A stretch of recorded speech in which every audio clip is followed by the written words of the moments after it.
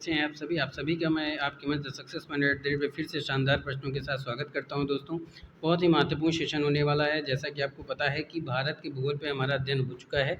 अब हम लोग विश्व के भूगोल पे अध्ययन कर रहे हैं दोस्तों। वीडियो को ज़्यादा से ज़्यादा लोगों तक शेयर करें दोस्तों, क्योंकि आपके व्यूज़ कम हो रहे हैं दोस्तों। देखिए, ज़्यादा से ज़्यादा लोग देखते हैं दोस्तों तो पढ़ाने में भी मज़ा आती है, इसलिए वीडियो को ज़्यादा से ज़्यादा शेयर करें। जितने ज़्यादा से ज़्यादा लोग देखेंगे दोस्तों, हमको भी पढ़ाने में उतना ही आनंद आएगा और आपको भी पढ़ने में उतना आनंद आएगा। दोस्तों, बहुत ही महत्वपूर्ण प्रश्नों को मैं आपके बीच लेकर आता हूं ताकि आप अपने लक्ष्यों के बहुत करीब पहुंच सकें। तो चलिए शुरू करते हैं शानदार प्रश्नों की श्रृंखला का पहला प्रश्न। तो आज का पहला प्रश्न है कि उल्का है तीव्र गति से चलता तारा, बाह्य अंतरिक्ष से पृथ्वी के वायुमंडल में प्रविष्ट हुए द्रव्य का अंश, तारामंडल का भाग, पुच्छहीन धूमकेतु। तो दोस्तों, उल्का जो होता है वो आकाश में प्रकाश की चमकती हुई चमकीली लकीर होती है। इसे टूटने वाला तारा का नाम से जाना जाता है।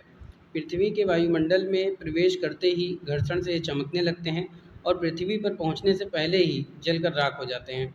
तो उल्का क्या होता है दोस्तों? बाह्य अंतरिक्ष से पृथ्वी के वायुमंडल में प्रविष्ट हुए द्रव्य का अंश होता है। तो ये बी पे दिया हुआ है, तो बी क्या हो जाएगा? राइट हो जाएगा। तो B is the right answer for this question. अगला प्रश्न, शून्य अंश अक्षांश तथा शून्य अंश देशांतर अवस्थित है अटलांटिक महासागर में, आर्कटिक महासागर में, हिंद महासागर में, प्रशांत महासागर में। तो दोस्तों, शून्य अंश अक्षांश तथा शून्य अंश देशांतर जो अवस्थित है वो अवस्थित है अटलांटिक महासागर में। कहाँ स्थित है? अटलांटिक महासागर में। तो A is the right answer for this question. अगले प्रश्न की तरफ चलते हैं। अगला प्रश्न क्या कह रहा है? किसी स्थान का मानक समय निर्धारित करने का जो आधार होता है वो क्या होता है? देशांतर रेखा, अक्षांश रेखा, अंतर्राष्ट्रीय तिथि रेखा, प्रधान मध्याह्न रेखा।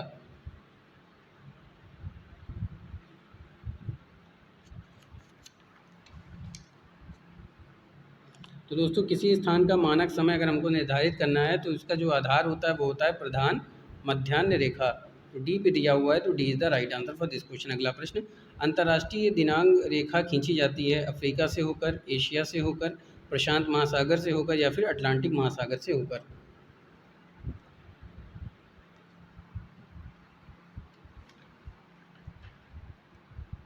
तो अंतर्राष्ट्रीय दिनांक रेखा जो खींची जाती है दोस्तों वो खींची जाती है प्रशांत महासागर से होकर। कहाँ पे दिया हुआ? सी पे। तो C is the right answer for this question. अगला प्रश्न, निम्नलिखित में से कौन सा एक जलडम मरुमध्य अंतर्राष्ट्रीय तिथि रेखा के सर्वाधिक निकट है? मलक्का जलडम मरुमध्य, बेरिंग जलडम मरुमध्य, फ्लोरिडा का जलडम मरुमध्य, जिब्राल्टर का जलडम मरुमध्य। तो दोस्तों, निम्नलिखित में से जो एक जलडम मरुमध्य अंतर्राष्ट्रीय तिथि रेखा के सर्वाधिक निकट है वो है बेरिंग जलडम मरुमध्य। कौन सा? बेरिंग जलडम मरुमध्य। समझ में आ रही है बात? तो B is the right answer for this question. अगला प्रश्न, भूमध्य रेखा गुजरती है मध्य अफ्रीका गणराज्य से होकर, केनिया से होकर, सरावाक से होकर, वेनेजुएला से होकर।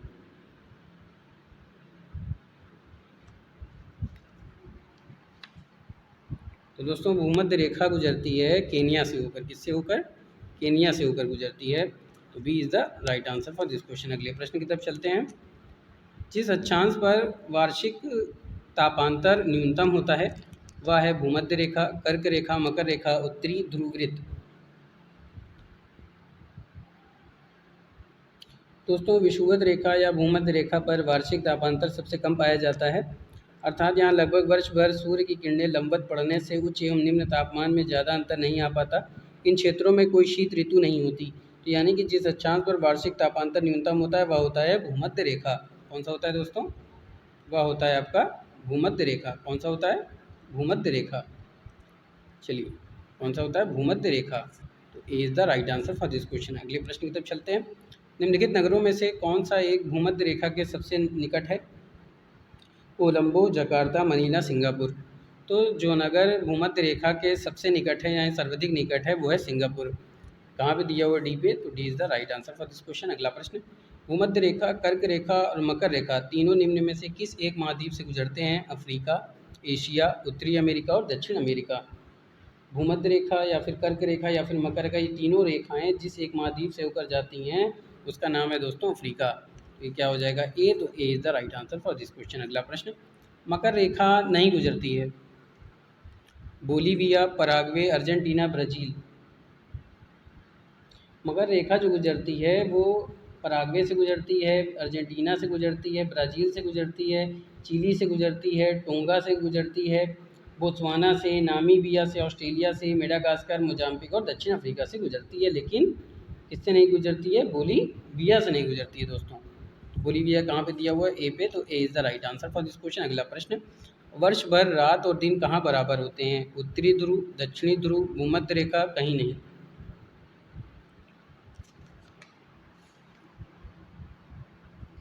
वर्ष भर रात और दिन जहाँ बराबर होते हैं वो भूमध्य रेखा होती है दोस्तों। कौन सी होती है? भूमध्य रेखा। C is the right answer for this question. वर्ष भर रात और दिन जहाँ बराबर होते हैं वो कौन सी रेखा होती है? भूमध्य रेखा। चलिए आगे चलते हैं। विषुवत एक ऐसी स्थिति है जिसमें रात्रि एवं दिन का काल बराबर होता है, या कब होता है? बताइए। काल बराबर होते हैं, ये दिन कब होता है? 31 मार्च एवं 30 सितंबर को, 24 दिसंबर एवं 30 जून, 21 मार्च एवं 23 सितंबर, 1 अप्रैल एवं 1 जनवरी को। तो विषु एक ऐसी स्थिति होती है जिसमें रात्रि और दिन का काल बराबर होता है, और यह होता है 21 मार्च और 23 सितंबर को। तो ये सी पे दिया हुआ है, तो C is the right answer for this question दोस्तों। बात समझ में आ रही है? चलिए आगे चलते हैं। अगला प्रश्न कह रहा है कि उत्तरी गोलार्ध में किस तारीख को सबसे बड़ा दिन होता है? 22 जुलाई, 25 दिसंबर, 22 जून, 23 मार्च। उत्तरी गोलार्ध में सबसे बड़ा दिन कौन सा होता है? तो दोस्तों उत्तरी गोलार्ध में सबसे बड़ा दिन होता है 22 जून, और दक्षिणी गोलार्ध में सबसे बड़ा दिन कौन सा होता है? 22 दिसंबर। तो ये हो जाएगा 22 जून। C is the right answer for this question. अगला प्रश्न, वर्ष का सबसे छोटा दिन कौन सा होता है? 21 दिसंबर, 22 दिसंबर, 21 जून, 22 जून। तो दोस्तों वर्ष का सबसे छोटा दिन जो होता है वो होता है 22 दिसंबर। P is the right answer for this question. अगले प्रश्न की तरफ चलते हैं। अगला प्रश्न क्या पूछ रहा है कि निम्नलिखित तिथियों में से किसमें दोपहर को आपकी छाया सबसे, माफ़ कीजिएगा, निम्नलिखित तिथियों में से किसमें दोपहर को आपकी छाया सबसे छोटी होती है? 25 दिसंबर, 21 मार्च, 22 जून, 14 फरवरी।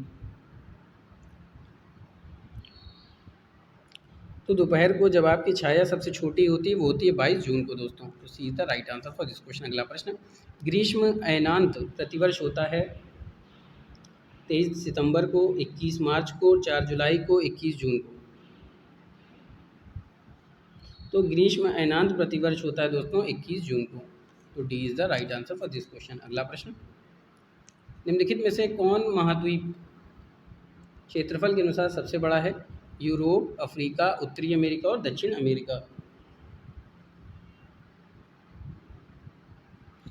ऐसा महाद्वीप जो क्षेत्रफल के अनुसार सबसे बड़ा है वो है अफ्रीका महाद्वीप। B is the right answer for this question. अगला प्रश्न, निम्न में से सबसे छोटा महाद्वीप है अंटार्कटिका, एशिया, यूरोप, ऑस्ट्रेलिया। तो निम्न में से सबसे छोटा महाद्वीप जो है वो है ऑस्ट्रेलिया महाद्वीप। दोस्तों क्या हो जाएगा? डी। तो D is the right answer for this question. दोस्तों अगर अभी तक आपने मेरे चैनल को सब्सक्राइब नहीं किया है तो चैनल को सब्सक्राइब कर दें, बेल आइकन ऑन कर दें ताकि नोटिफिकेशन मिलती रहे, और वीडियो से चैनल से ज़रूर जुड़ें दोस्तों, क्योंकि ये महत्वपूर्ण प्रश्न आपको आपके लक्ष्य तक ज़रूर पहुंचाएगा दोस्तों, ये भरोसा रखिए। ऐसे महत्वपूर्ण प्रश्न आपको यूट्यूब पे नहीं मिलेंगे दोस्तों, तो वीडियो को बिना स्किप किए शुरुआत से अंत तक ज़रूर देखें। चलिए आगे चलते हैं। निम्नलिखित में से कौन सा महाद्वीप संसार में सर्वाधिक माध्य ऊंचाई वाला है? दक्षिणी ध्रुव, उत्तरी अमेरिका, एशिया और दक्षिण अमेरिका। निम्नलिखित में से जो महाद्वीप संसार में सर्वाधिक माध्य ऊंचाई वाला है वह है दक्षिणी ध्रुव, जिसको कहा जाता है अंटार्कटिका महाद्वीप।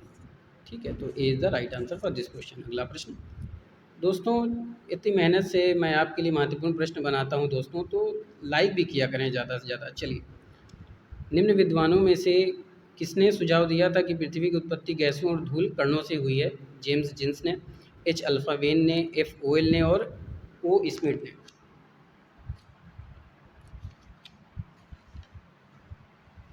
तो निम्न विद्वानों में से जिसने सुझाव दिया कि पृथ्वी की उत्पत्ति गैसों और धूल कणों से हुई है वो दिया था ओ स्मिथ ने। किसने दिया था? ओ स्मिथ ने दिया था दोस्तों। तो D is the right answer for this question. पृथ्वी की उत्पत्ति गैसों और धूल के कणों से हुई है, तो ये किसने दिया था? ओ स्मिथ ने दिया था।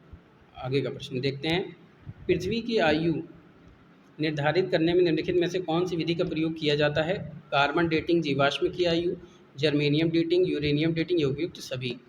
तो पृथ्वी की आयु का अगर निर्धारण करना होता है तो हमें यूरेनियम डेटिंग का इस्तेमाल करते हैं। इसका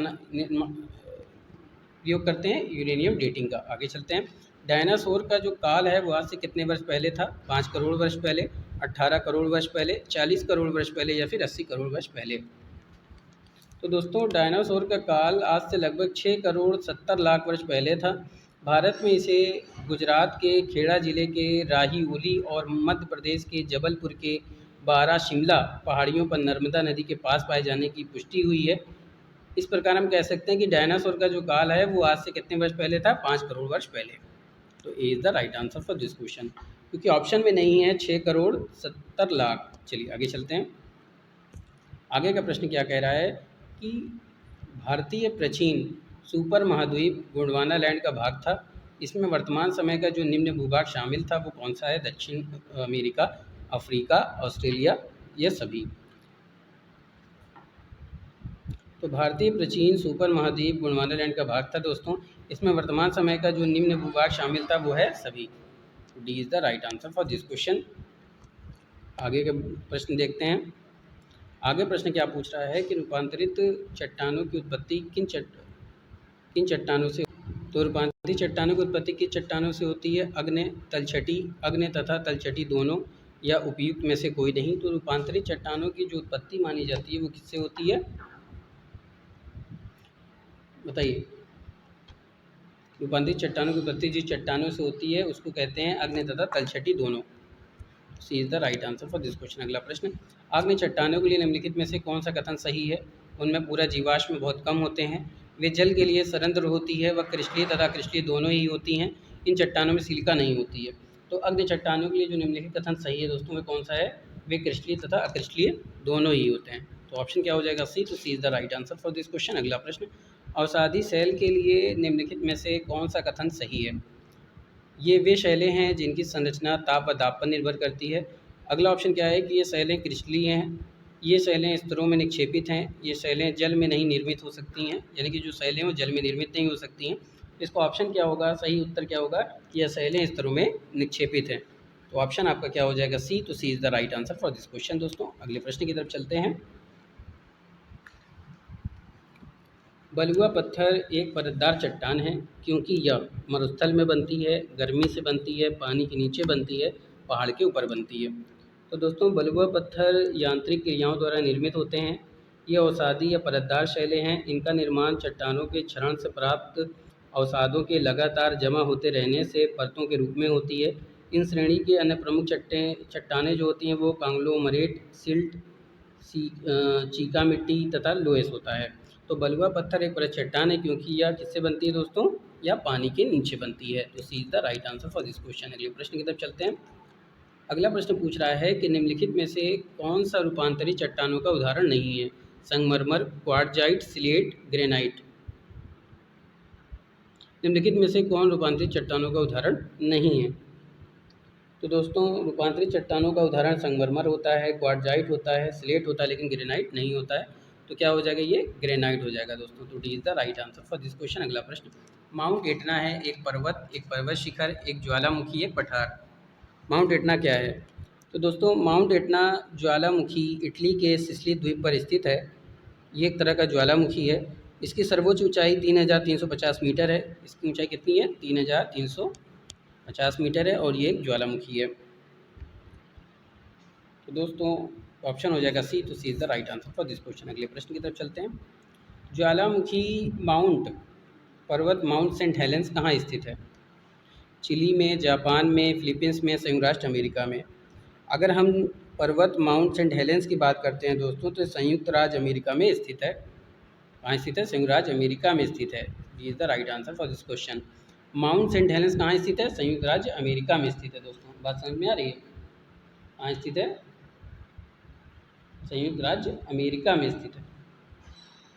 समझ में आई? चलिए आगे चलते हैं। मोना लुआ एक सक्रिय ज्वालामुखी है, अलास्का का, हवाई का, इटली का, जापान का। तो मोना लुआ जो एक सक्रिय ज्वालामुखी है दोस्तों, ये हवाई का है। B is the right answer for this question हो जाएगा। अगला प्रश्न, मोना लुआ उदाहरण है सक्रिय ज्वालामुखी, प्रसुप्त ज्वालामुखी, शांत ज्वालामुखी, ज्वालामुखी क्षेत्र में पठार का। तो मोना लुआ जो उदाहरण है दोस्तों, वो किसका उदाहरण है? सक्रिय ज्वालामुखी का। तो सक्रिय ज्वालामुखी ए पे दिया हुआ है, तो A is the right answer for this question. अगला प्रश्न, ज्वालामुखी उद्गार नहीं होते हैं बाल्टिक सागर में, काला सागर में, कैरेबियन सागर में, कैस्पियन सागर में। तो ज्वालामुखी उद्गार नहीं होते हैं बाल्टिक सागर में, तो A is the right answer for this question दोस्तों। क्यों? क्योंकि ज्वालामुखी उद्गार का संबंध अभिसरण और अपसरण क्षेत्र में प्लेट के किनारों से होता है। उपर्युक्त बाल्टिक सागर को छोड़कर सभी सागर प्लेटों के किनारे से संबंधित हैं। चलिए आगे चलते हैं। अगला प्रश्न पूछ रहा है कि पृथ्वी के अंदर पिघले पदार्थ को कहते हैं लावा, बेसाल्ट, ऑब्सीडियन, इनमें से कोई नहीं।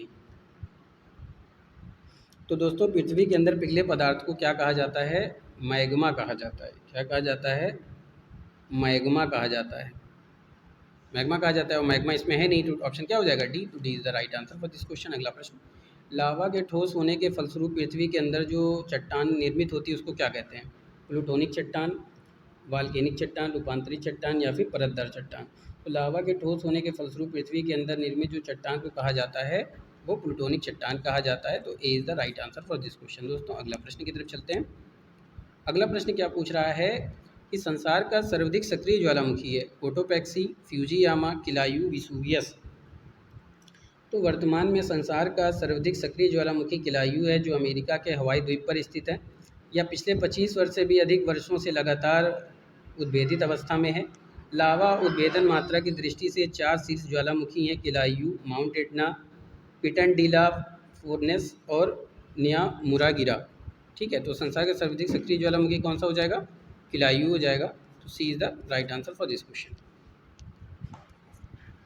अगला प्रश्न, रिएक्टर पैमाने का उपयोग होता है नापने के लिए भूकंप की तीव्रता, समुद्र की गहराई, अंतरिक्ष यान का वेग, या किसी भवन की ऊंचाई। तो रिएक्टर पैमाने का प्रयोग जो किया जाता है वो भूकंप की तीव्रता मापने में किया जाता है। क्या मापने के लिए किया जाता है? भूकंप की तीव्रता। तो ए पे दिया है, तो A is the right answer for this question. अगला प्रश्न, निम्नलिखित भाषाओं में सुनामी शब्द किस भाषा से संबंधित है? अरबी, जापानी, हिब्रू, लैटिन। सुनामी शब्द जापानी भाषा से संबंधित है। टुसु का अर्थ बंदरगाह तथा नामी का अर्थ होता है तरंग। तो ये क्या हो जाएगा? ये जापानी शब्द से संबंधित है। तो B is the right answer for this question. अगला प्रश्न, भारतीय उपमहाद्वीप का उत्तर पश्चिम प्रदेश भूकंप ग्रहणशील है, जिसका कारण है ज्वालामुखी क्रिया, प्लेट टेक्टोनिक क्रिया, मूंगे बनने की क्रिया, उपयुक्त सभी। भारतीय उपमहाद्वीप का उत्तर पश्चिम प्रदेश भूकंप ग्रहणशील है, जिसका प्रमुख कारण है प्लेटों के सीमांत पर इसकी अवस्थिति।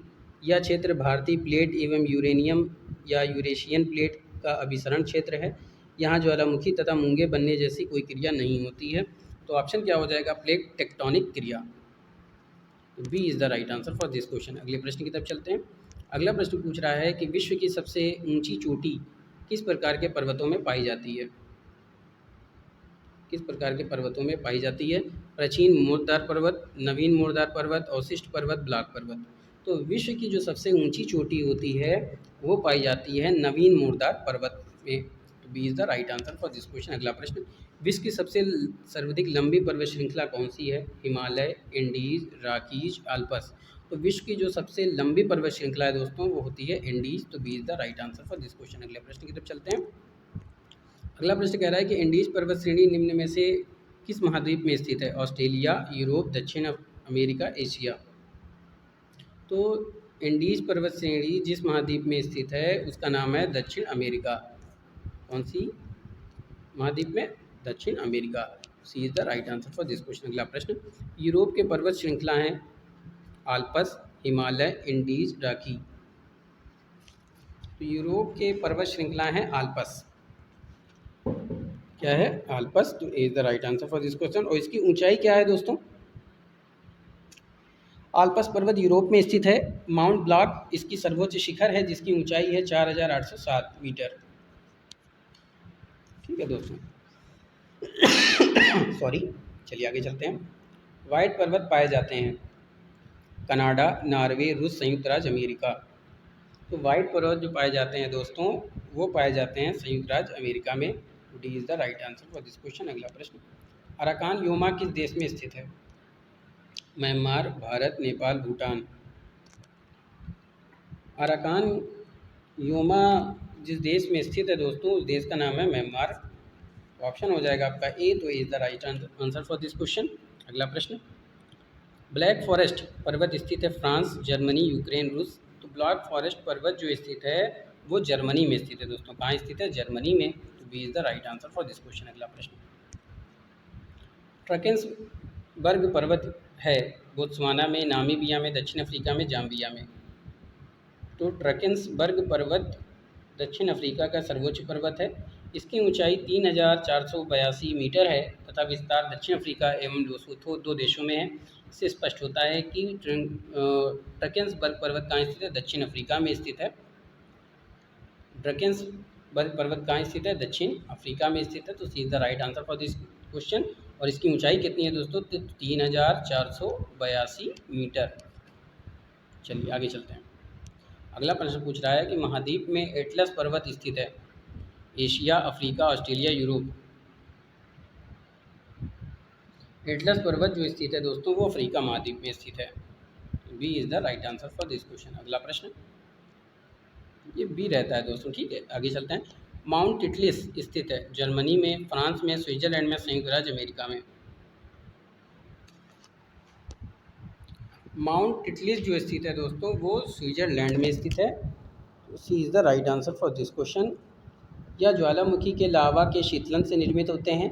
जर्मनी में ब्लैक फॉरेस्ट तथा संयुक्त राज्य अमेरिका में रॉकी पर्वत श्रृंखला पाई जाती है। चलिए आगे चलते हैं। आज का लास्ट प्रश्न है, मृतक घाटी जानी जाती है अत्यधिक उष्णता के लिए, अत्यधिक ठंड के लिए, असामान्य गहराई के लिए, अत्यधिक लवणता के लिए। तो मृतक घाटी जो जानी जाती है वो किस लिए जानी जाती है? तो दोस्तों मृतक घाटी जानी जाती है अत्यधिक उष्णता के लिए। तो A is the right answer for this question. तो दोस्तों ये था आज का महत्वपूर्ण प्रश्नों की श्रृंखला। उम्मीद करता हूँ कि आपको बहुत ही पसंद आया होगा। ज़्यादा से ज़्यादा लोगों तक शेयर करें दोस्तों, ज़्यादा से ज़्यादा लोगों तक इस वीडियो को पहुँचाएँ और ज़्यादा से ज़्यादा लोगों को इस चैनल से जुड़ें दोस्तों, ताकि उनका भी भला हो सके और आपका। मंजिलों से चलकर बेहतर मंजिलें तलाश कर, मिल जाए दरिया तो समंदर तलाश कर, युद्ध टूट जाते हैं पत्थर के चोट से शीशे, पत्थर ही टूट जाए ऐसा शीशा तलाश कर। तो दोस्तों अपनी लगन के साथ अपनी मेहनत में जुट जाइए दोस्तों। अपनी मेहनत और लगन से अपने लक्ष्य को हासिल करने का प्रयास करिए दोस्तों। बहुत ही जल्दी आपको लक्ष्य हासिल हो जाएगा दोस्तों। मैं उम्मीद करता हूँ और ईश्वर से प्रार्थना करता हूँ कि आप सबका सिलेक्शन हो। फिर मिलेंगे नए प्रश्नों के साथ, तब तक के लिए जय Hind, wish you all the best.